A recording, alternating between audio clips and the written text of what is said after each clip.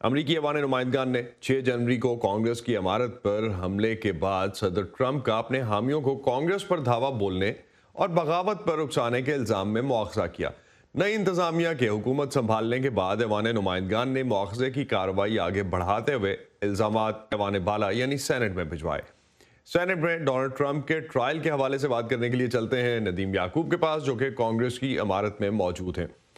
नदीम, इस गैर मामूली सूरत हाल में दोनों जमातें क्या तवक्कुआत लगाए बैठी हैं? असद, जब 6 जनवरी को यहाँ पर कांग्रेस की इमारत पर दावा बोला गया तो बहुत से जो सेनेटर्स थे उन्होंने इसी बिल्डिंग में आकर अपनी जान बचाई।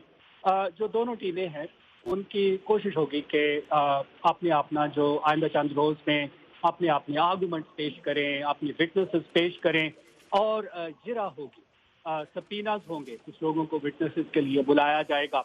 जो अभी तक ज़राए अबलाग में चीज़ें आई हैं उनसे पता चलता है कि डोनाल्ड ट्रंप साबिक सदर के जो डिफेंस टीम है उनके पास दो आर्गूमेंट हैं जिन पर वो अपना केस जो है वो बेस करेंगे। एक तो ये कि चूंकि अब डोनाल्ड ट्रंप वो फॉर्मर प्रेसिडेंट है, इसलिए उन पर ये जो केस है वो नहीं, ट्रायल उनका नहीं होना चाहिए सेनेट में। और दूसरा ये कि जब उन्होंने 6 जनवरी को अपने हमायतियों से खिताब किया था तो उन्होंने अपनी आइन की जो पहली तरमीम है जो फ्रीडम ऑफ एक्सप्रेशन से रिलेटेड है उसका इस्तेमाल किया था।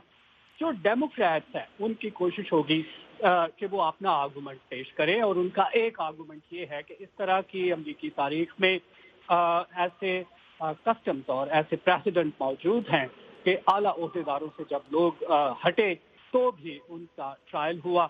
दूसरा ये कि जब डोनाल्ड ट्रंप ने जब ये वाकया हुआ था उस वक्त वो सदर थे तो मुआवजे की कार्रवाई तब शुरू की गई थी।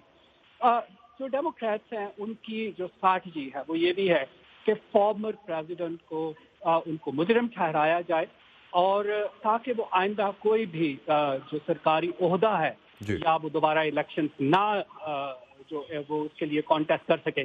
जो मसला है वो ये कि रिपब्लिकन पार्टी अभी तक जो 2/3 वोट्स डेमोक्रेट्स को चाहिए वो रिपब्लिकन सेनेटर 17 जो नंबर है तादाद वो उनको मिलने की आज के दिन लग रहा है कि वो तवक्को नहीं है। तो आइंदा देखेंगे कि आइंदा चंद रोज में किस तरफ ये सिलसिला जाता है।